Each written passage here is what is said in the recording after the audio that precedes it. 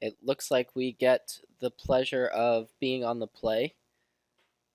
So hopefully we've got a decent hand. This one doesn't have any blue mana, but we do have turn 2 Alchemist, so want to try it. Definitely not one of our better keeps, but if we draw a blue, we've got two of our creatures backed up by a couple of tricky spells.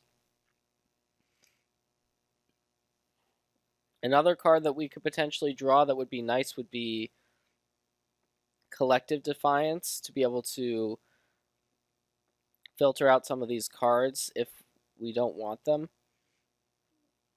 Do a Gyre Reach Sanitarium for our turn. Better than a mountain, but not as good as an island. And it looks like our opponent, we really don't know what our opponent's up to here. Servant of the Conduit. Very interesting. So our opponent's got Temur colors available to them. We have the option of just going ahead and fiery tempering away the servant here.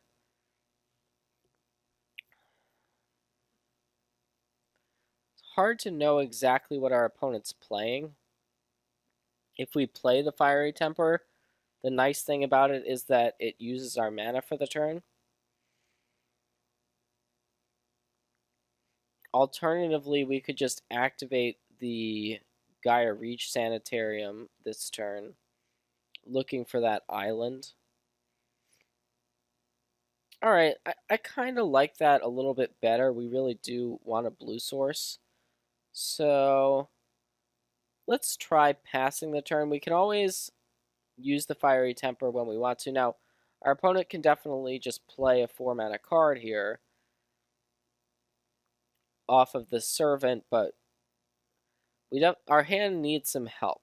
So our opponent might already have a made hand, basically, while we're still digging for stuff. And it looks like it could even be Temur Emerge here, the deck that our opponent's playing. So it looks like a Vessel of Nascency. Now the Vessel is getting popped. So we see, interesting, so our opponent has gotten an Aether Hub off of the Vessel, binning 2 Ishkanaz and 1 Longtusk Hub. So could even be an energy hybrid deck. We don't really know. And here's another Vessel to follow up with. So pretty solid turn there from our opponent's perspective. And so now I think we've kind of locked ourselves into the line of using the Gaia Reach Sanitarium. So let's go ahead and do that.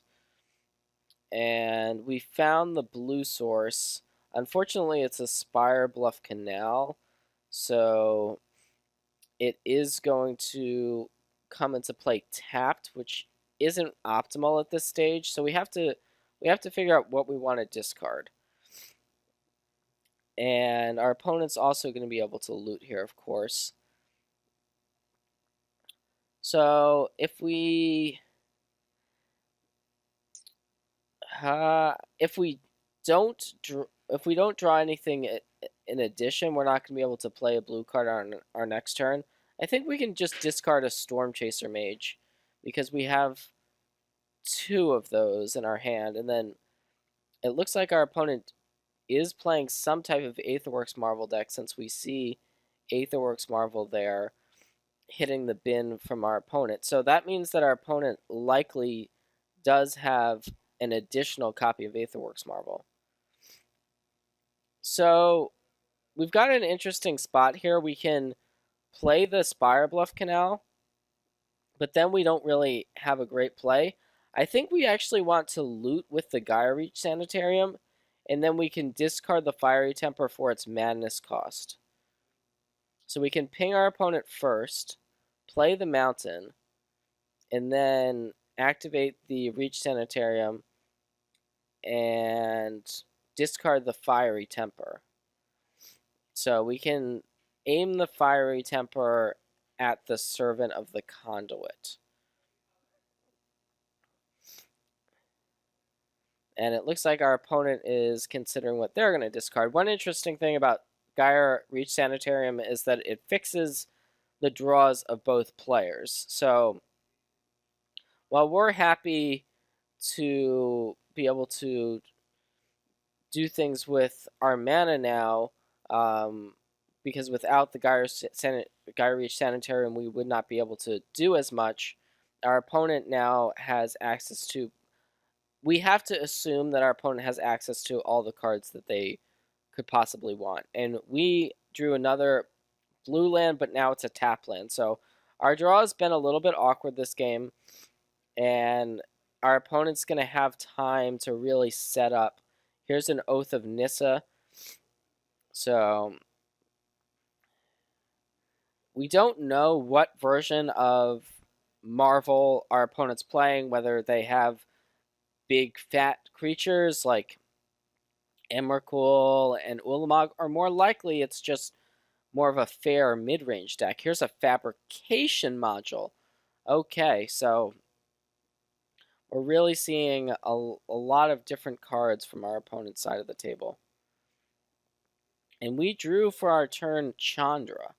Chandra is actually a pretty interesting draw here. So we can play Chandra here, and then we have the option of just plus wanting it.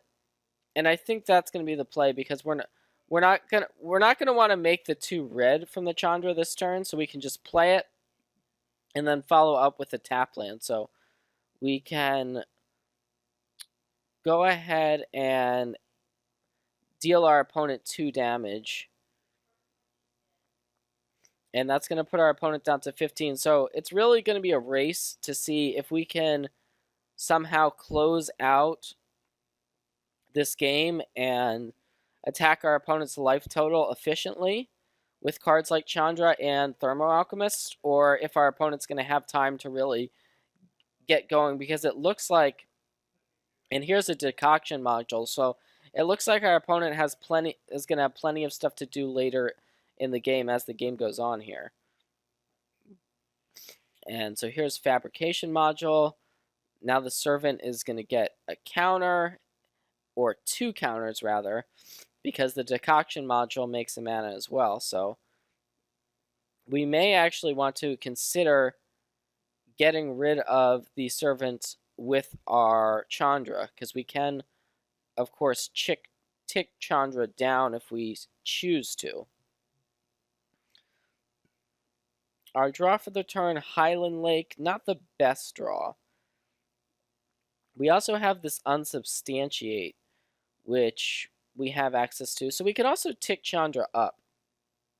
And I think that's probably a little bit better. We can see what we hit off of it. And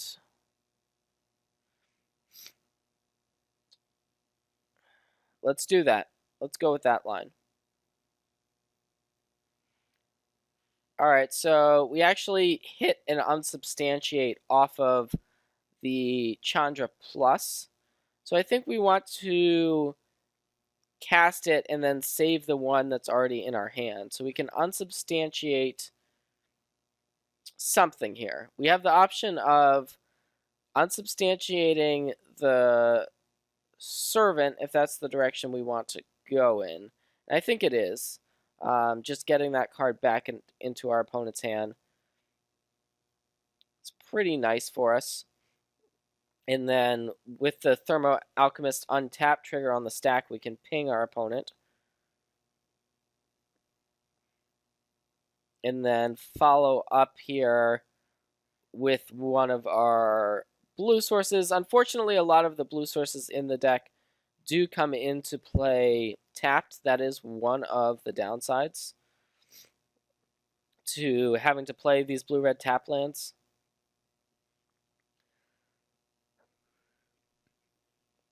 And we have now Gaia Reach Sanitarium available to us to activate. We also are ticking Chandra up, so at 7, the emblem on Chandra just becomes game winning.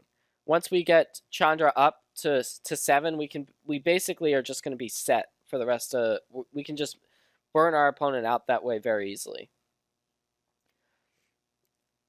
So that was why I prefer to use something like a unsubstantiate to just buy us some time, rather than going for the other direction, which would be to permanently deal with the Servant of the Conduit by ticking Chandra down. But our opponents got Temur colors, so there's very little in the Temur colors that are going to actually effectively just get rid of a Planeswalker. So while we haven't had one of our best draws, we're still looking pretty good here. Although Whirler Virtuoso, this is a pretty insane, represents a pretty insane combo here.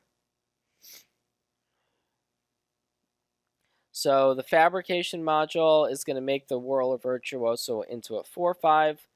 Now our opponent's got 8 energy. They can use that energy to start churning out 1/1s, and it's just going to be really bad news for us. So Whirler Virtuoso and the module's pretty sick combo. And I'm sure we're going to about to see them do some serious work. Those Thopters are pretty worrisome that the Virtuoso is going to churn out. So our draw, we have a couple of Storm Chaser mages here. I think we probably want to tick up our Chandra again and see what we find off of the uptick. So it's a Fiery Temper. Interesting. Okay. So we can go after our opponent's face if we want to. I guess we could have played a Storm Chaser Mage first, but we didn't really know what we were going to hit. So yeah, I guess we go after our opponent's life total here. And now that we know we have this Fiery Temper, we can just go ahead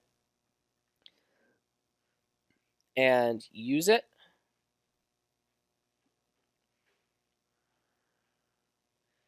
And so our opponent is down to 8, but don't think we got really great attacks with these Storm Chaser mages because we want to leave them back to block Thopters. And so yeah, we're not in a great spot because these Thopters are going to get really big as well with both modules. We're about to see this combo really do a number on us, I have a feeling, during our end of turn, but we'll see. We'll see what our opponent does. Our opponent's got 8 energy available to them. Both Fabrication module and Decoction module. So what our opponent can do is use the 3 energy, make a Thopter. Now the Decoction module is going to trigger, get an energy. Then the Fabrication module is going to trigger. That's going to put a counter on the Thopter. So now the Thopter is a 2/2, and our opponent goes back up to 6 energy. So our opponent can now make another Thopter, and that Thopter, we'll see if our opponent wants to make it also into a 2/2. And it looks like the answer is yes. So our opponent's got these Thopters in play that are going to pressure our Chandra, and we definitely have to be worried about this. So our opponent's at 8. I would assume that our opponent's going to want to attack the Chandra with the Thopters, but we'll see. There's an Attune with Aether, so that's going to mean that our opponent's going to get another trigger off the Fabrication module. And this is how this deck really gets going. It's got all of the pieces basically in play.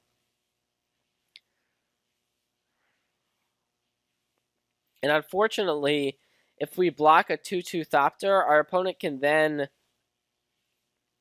put a counter on a Thopter if they were to so choose to by just using the Whirler Virtuosa, making another Thopter. So what we really need to do, what we're really hoping to draw, is a burn spell here. A burn spell in collection in, and we also have the Thermo Alchemist, so something like a Collective Defiance to refill our hand with gas would be great. as it is, our opponent's able to just play a bunch of cards in their hand and have a really nice turn here. And if our opponent does decide to attack Chandra, there's almost nothing we can really do in order to stop the Chandra from dying. I mean, we could chump block to save our Chandra, but then we're going to lose our Storm Chaser mages.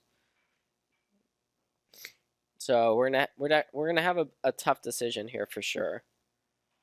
And it looks like our opponent's just completely going off here.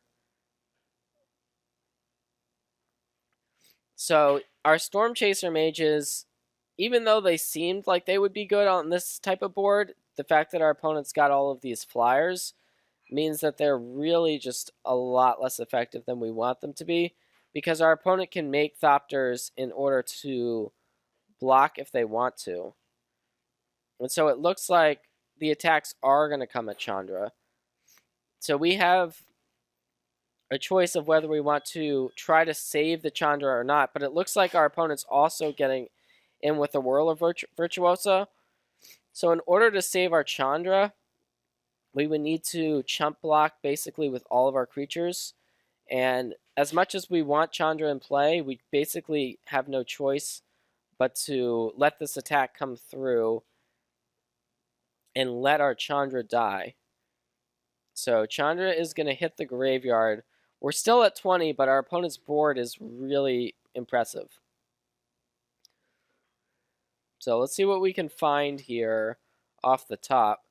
There's an Incendiary Flow. So we can ping our opponent down with the Thermo Alchemist to 6. Then use Unsubstantiate and Incendiary Flow, but our opponent could stabilize potentially at 1 life. We also have the Gaia Reach Sanitarium available to us, which we could activate if we wanted to. We also have Wandering Fumarole, so lots of options available to us.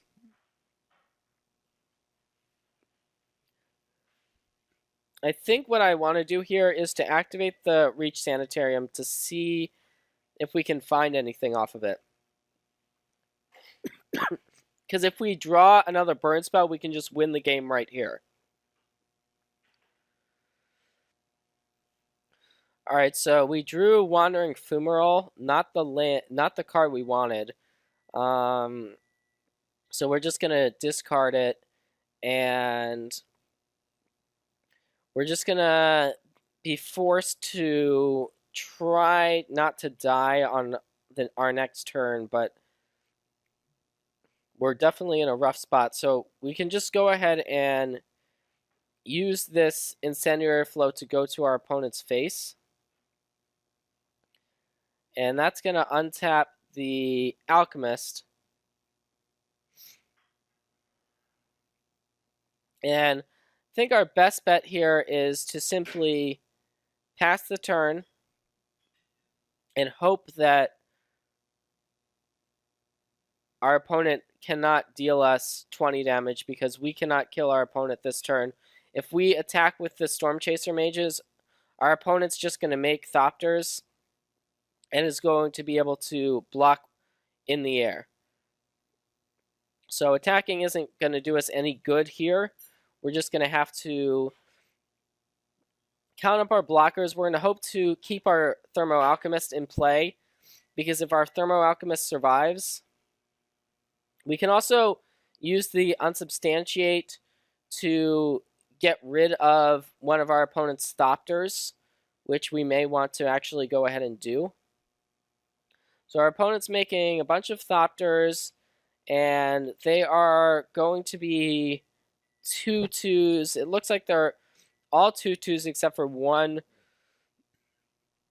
single 1/1 Thopter. So as the board stands, I believe we can survive this attack,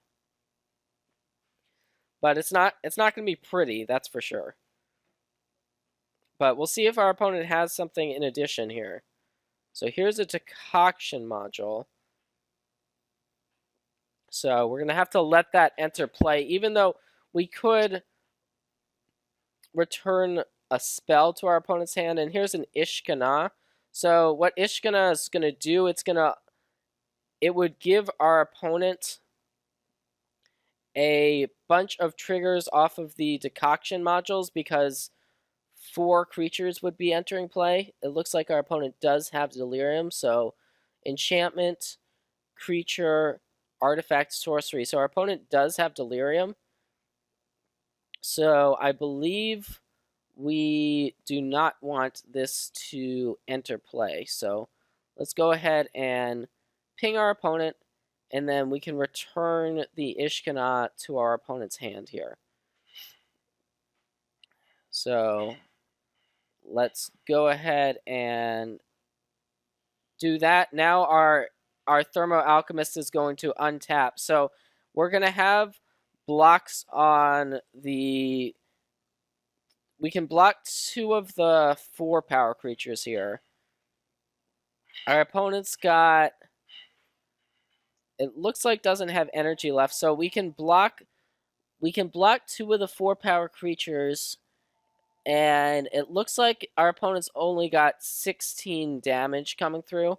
So if we go ahead and block 2 of the 4/4 Thopters here, it looks like we are going to be able to survive here. So we're going to go ahead and make these blocks, ping our opponent, and it looks like we're going to be able to untap here and actually stay alive at 6, rather. So we just simply untap and finish our opponent off. So pretty close game there. Had it lasted 1 more turn, we definitely would have lost, but our opponent's deck was a little bit on the slower side, and we were able to get in for 20. So looking at the sideboard, we have to consider what do we want to do against this energy module crazy deck. And we definitely want the ceremonious rejections. Negate is another option we could go in. It counters the modules, but it doesn't counter cards like the Whirl of Virtuosos and the Ishkanas. Our opponent doesn't have that many creatures, so I think we're okay taking out a card like Galvanic Bombardment here. Bedlam Reveler, it's something we could use to help us refuel, but I don't know that it's really the direction we want to be going in. Negate does counter cards like Aetherworks Marvel. We probably want some number of negates in this matchup. The question is, what do we want to take out in order to make room for the negates? So if we board in 2 negates, Tormenting Voice is an option. I think Unsubstantiate was, even though we drew 2, they were okay, but I think we can take a couple out. And we'll try this. Keeping in the 4 copies of Fevered Visions on the draw. Could be that we want to actually sideboard out a couple of Fevered Visions on the draw. We never actually drew them, but yeah, I kind of like boarding out a couple on the draw. They are definitely one of our more powerful cards.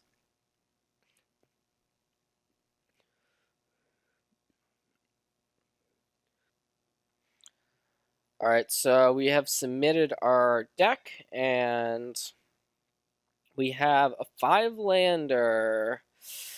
Ooh, 5 lands is a lot, but I am going to keep this because we've got our colors situated nicely. We've got a manland. We could potentially try to get in some damage with the Fumarole.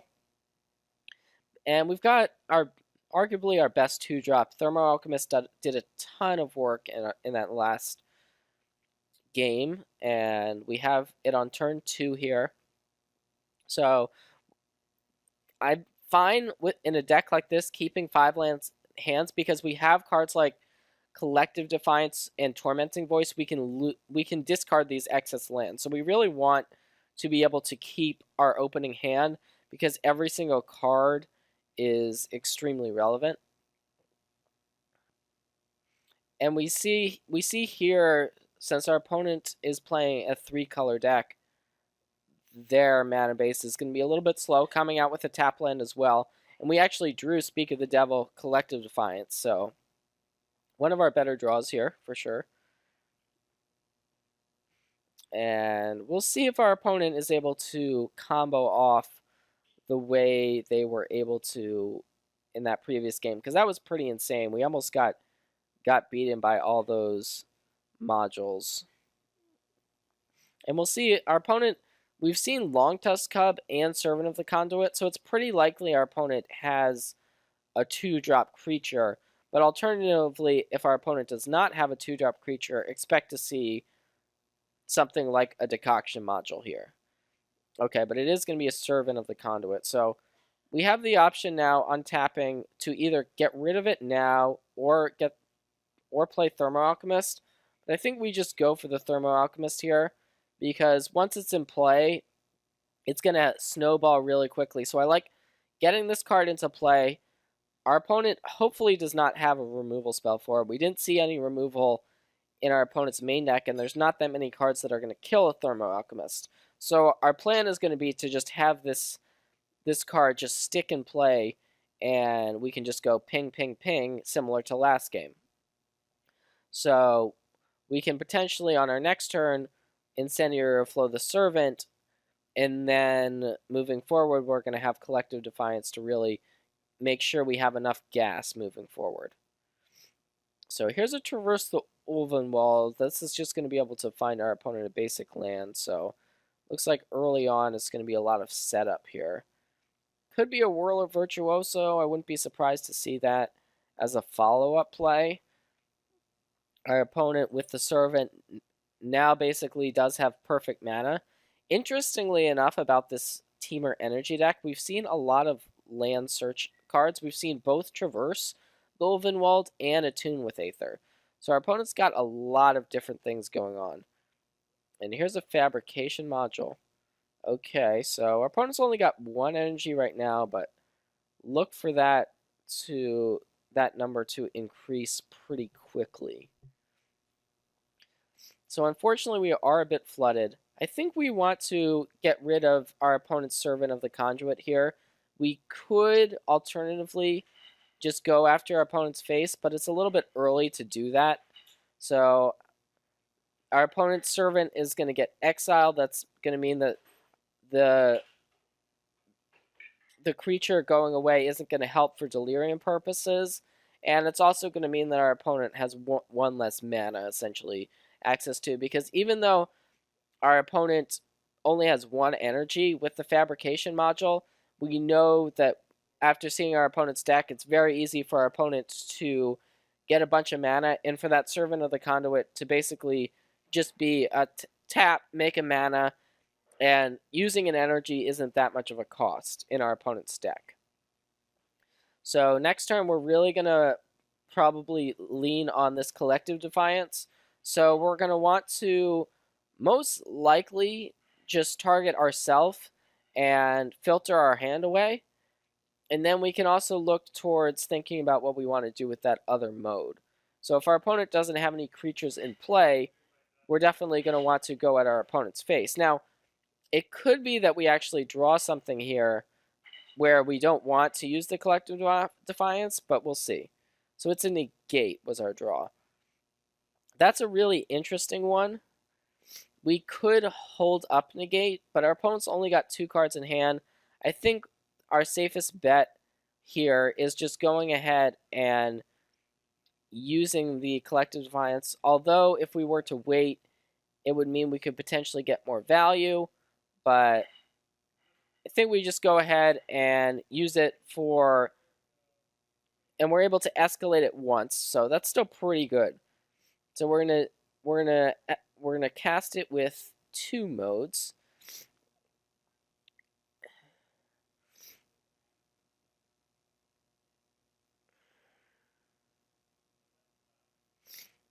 So our opponent's now going to fall down to 14, and we're going to see 4 fresh cards.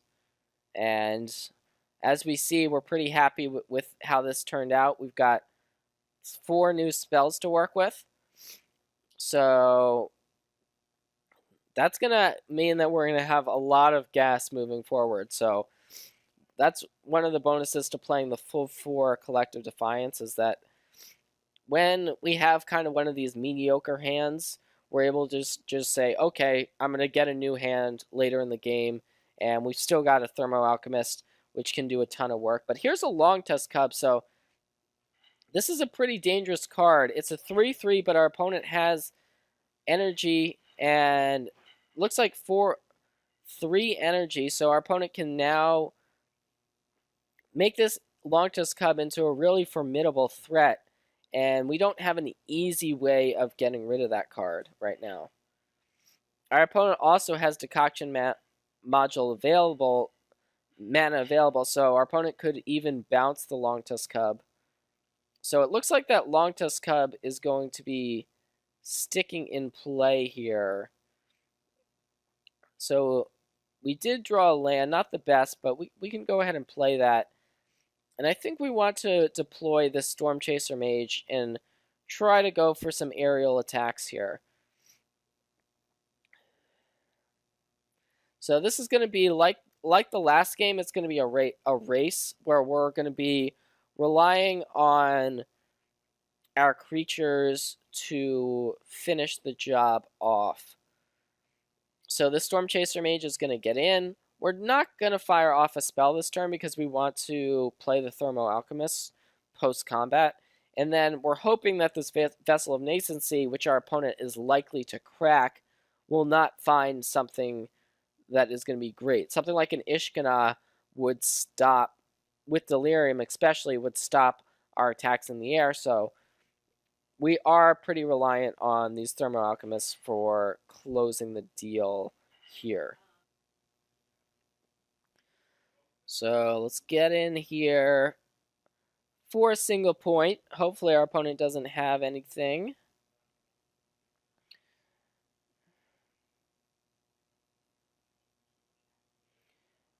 And we've got access to this Galvanic Bombardment in hand, but probably unlikely to cast it this turn. Because next turn, we can get triggers off of both our Thermo Alchemists and then also pump our Storm Chaser Mage. So we could actually potentially present lethal next turn depending on how things play out. So our opponent has cracked the Vessel of Nascency, and it looks like Aetherworks Marvel is one of the potential choices here. Our opponent does only have 3 energy right now. Our opponent could also just get a land or get a Servant of the Conduit, it looks like. Okay, so it looks like our opponent just took an Aetherworks, an Aether Hub off of that Vessel. So not super scary on its own, but the Aether Hub is going to be able to make this Long Tusk Cub even bigger. So who knows? Our opponent could throw some pump spells on this Long Tusk Cub and make it truly gigantic. But we're just gonna take this hit. It is gonna mean that our opponent is gonna get 2 energy though, which is a bit dangerous, knowing that our opponent has Aetherworks Marvel in their deck. But we also don't want to get rid of one of our Thermo Alchemists, so it's a pretty tough choice. But I think we just take the damage and hope for the best here. So it could be that Aetherworks Marvel is a follow-up, but we're not going to expect cards like Emrakul or Ulamog because we haven't seen them. So there's no reason to expect that our opponent is playing those types of cards. Now the Long Tusk Cub is a 6/6 after that additional energy was gained. And we'll see if our opponent does have a Marvel. Yep, alright. There's the Aetherworks Marvel. So now a passing of the turn. So pretty scary because we don't know what's going to come off of this Aetherworks Marvel. And who knows, our opponent can activate it whenever they choose to. So we've got 2 Thermo Alchemists. And I think we want to just start going after our opponent's face. So we can deal a bunch of damage here with these Thermo Alchemists, and I think we just want to do that. So we're just gonna ping our opponent now, and then see how our opponent reacts when we fire off this incendiary flow. And this is just gonna go to the face. And then we're gonna have a bit of a choice whether or not we want to attack with the Storm Chaser Mage here. So it is going to be a 2/4, and it could potentially become a 3/6 with the Galvanic Bombardment we have. So it could even become lethal damage, because our opponent's going to take the Incendiary Flow. The Thermo Alchemists are going to untap. Then we can activate the Thermo Alchemists again, and then Galvanic Bombardment. But our opponent could easily hit something like a Whirl Virtuoso. And here is a Harness Lightning going after the Thermo Alchemist. So this is really scary here. So we have a choice here. If we want to, we can go ahead and use this Galvanic Bombardment just to get this untap. And I think we actually go for the Galvanic Bombardment here. So we're going to give Galvanic Bombardment the Longtusk Cub just to be able to untap this Thermo Alchemist. So we're kind of putting all of our eggs in one basket, essentially. And we're hoping that when our opponent does inevitably activate the Aetherworks Marvel, we're hoping that this isn't going to be bad news for us. So our opponent is activating Aetherworks Marvel with all of these triggers on the stack. And we're going to see exactly what comes off of this Aetherworks Marvel. If it is basically a brick, something like a land, something like another module, something like another Aetherworks Marvel, a tune, traverse. There's a bunch of... Basically, our opponent is looking for another removal spell, like another Harness Lightning, something like a Whirler Virtuoso, and Ishkana. So it looks like what our opponent has found is a Harness Lightning to take care of the Storm Chaser Mage with all of these triggers on the stack. So, okay, so our opponent's going to target the Storm Chaser Mage with the Harness Lightning, and presumably use the 3 energy. But remember that with all of these Harness Lightnings on the stack, our opponent is going to get a bunch of energy, and unfortunately, we haven't had a chance to get one of our spells to resolve here. So here's the Fabrication module, and the Fabrication module is going to continue to make this Longtusk Cub even bigger. But our opponent is down to 0 cards in hand. We have to be very aware of that. So our Thermo Alchemist is untapping. We're going to, of course, ping our opponent with the Galvanic Bombardment still on the stack. So now the Harness Lightning is going to resolve on the tapped Thermo Alchemist. So that is going to happen. And it looks like we could even just die to this lone Longtusk Cub. But we are going to get to untap our Thermo Alchemist, and we may just want to use this Thermo Alchemist as a blocker. So I like just passing the turn here. We have Wandering Fumarole in play, which is actually now a lethal attacker. And we're going to have the option of deciding what we want to do when if our opponent decides to attack, rather. If we take the hit from the Longtusk Cub, it is a little bit risky.